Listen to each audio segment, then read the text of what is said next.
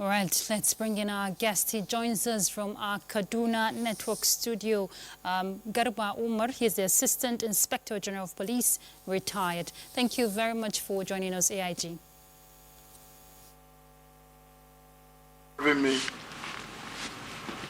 All right, if you want to assess the role communities play, especially in contributing their own quota, when we're talking addressing insecurity across communities, how would you assess so far?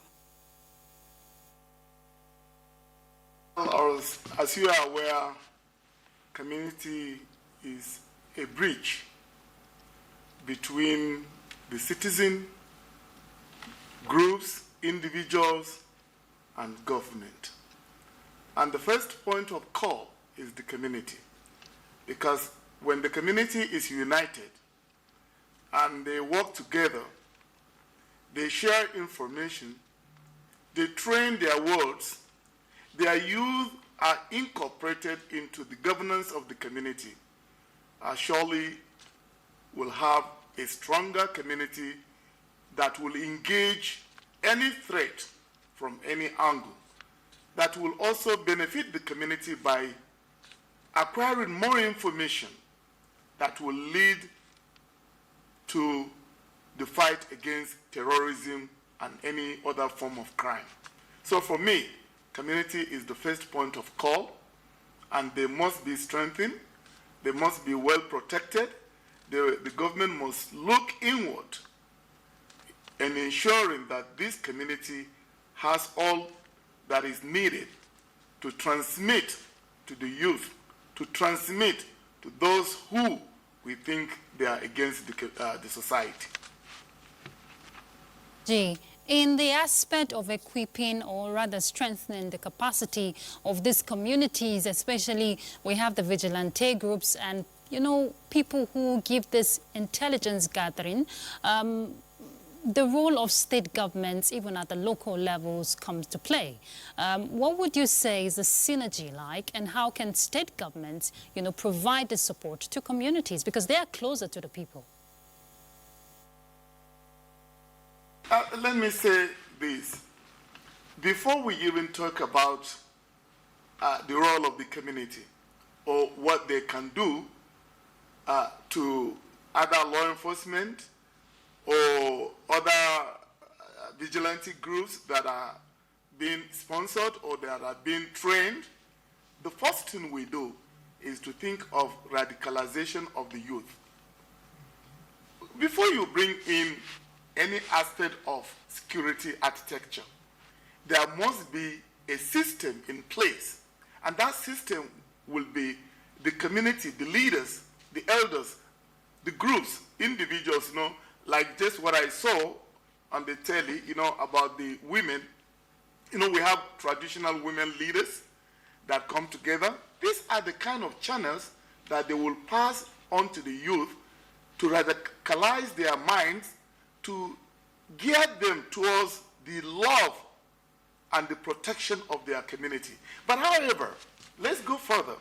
We are talking about the vigilantes. Of course, the vigilantes, they have this, they must have collaboration between them and the society, between them and the leaders of the society, religious leaders, social leaders, you know, our men and women in the society, our politicians. They must have a way in which they can work together so that they can give enough information, intelligence information, to the vigilantes.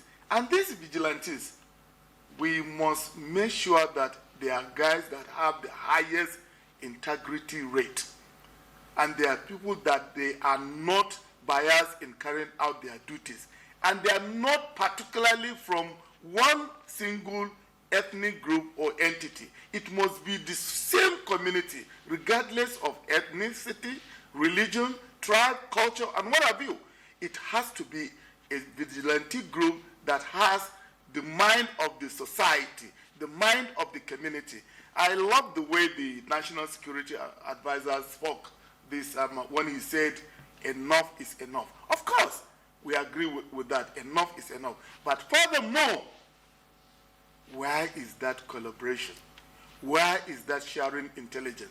Where is that opportunity to integrate the youth and show them the disadvantage of being on the other side of the society?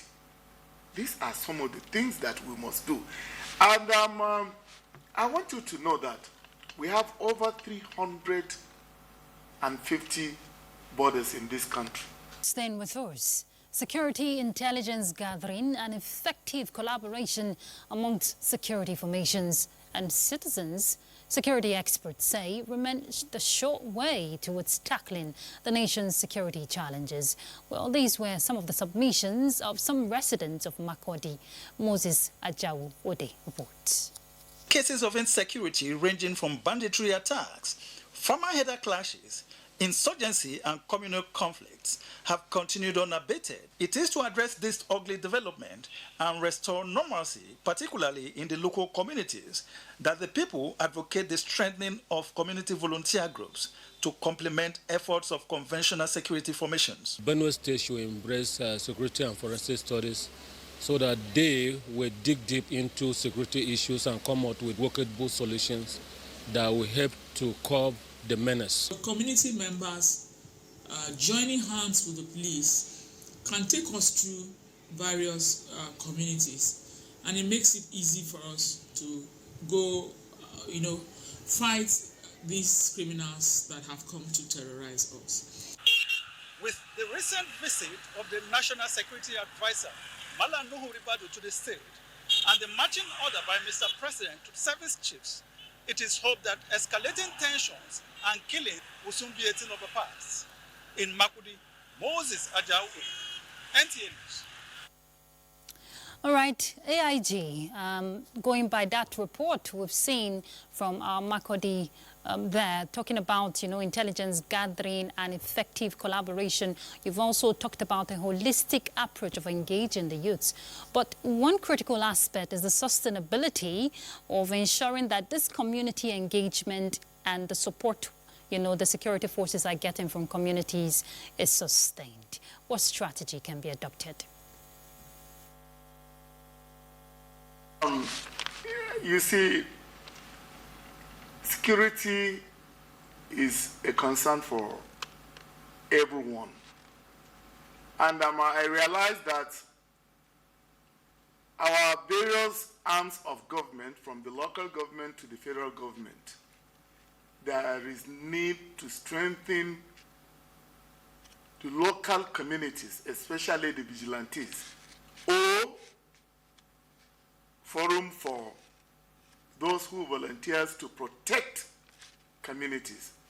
But however, going by what is happening, we cannot get to the root of the matter without first identifying the root cause of this problem. And what are the root causes of this problem? One, we must find a way in which, by all means necessary, leverage on what the government is doing by funding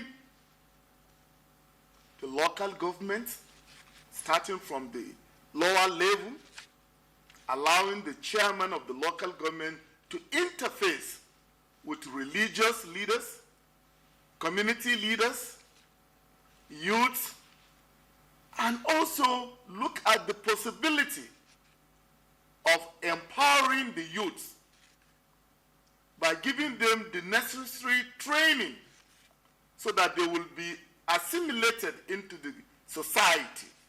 And this will give them the opportunity to view that they have a duty, a role in protecting their own community.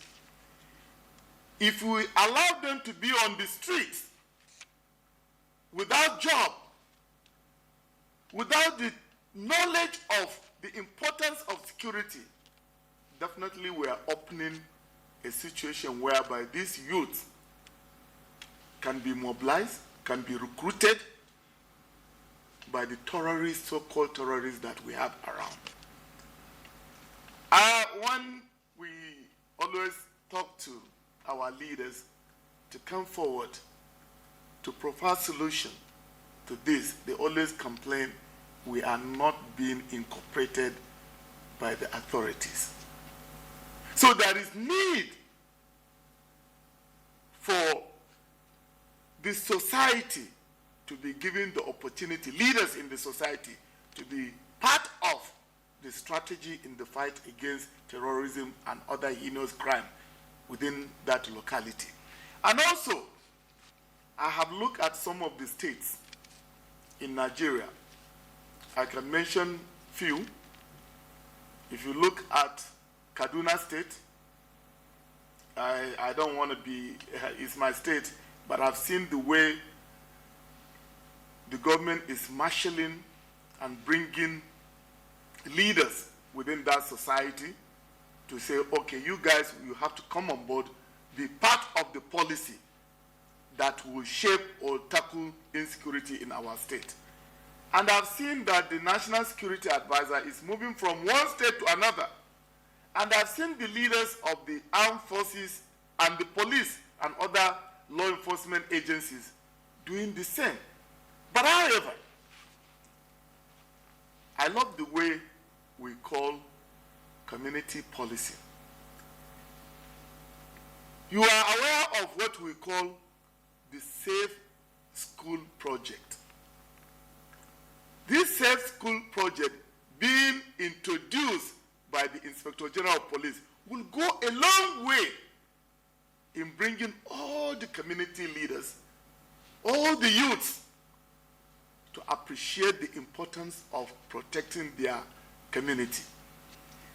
And don't forget, we have external forces. Where are those external forces? I told you that we have more than 350 borders, and because of this treaty of ECOWAS, walk in as a person, bring in goods as individuals, a lot of things are happening. There is need for us to review this treaty. There is need for us, for this international collaboration, there is need for us to have one-on-one with leaders of our neighboring countries.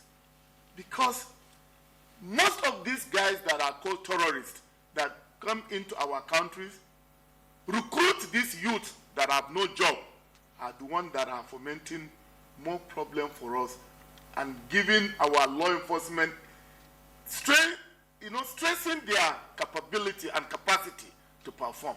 So there is need for us to review all this as a whole. AIG, you've hit the nail on the head. More importantly, we want to see consistency in community engagement to ensure that support continues to thrive. Thank you very much for joining us on Weekend File.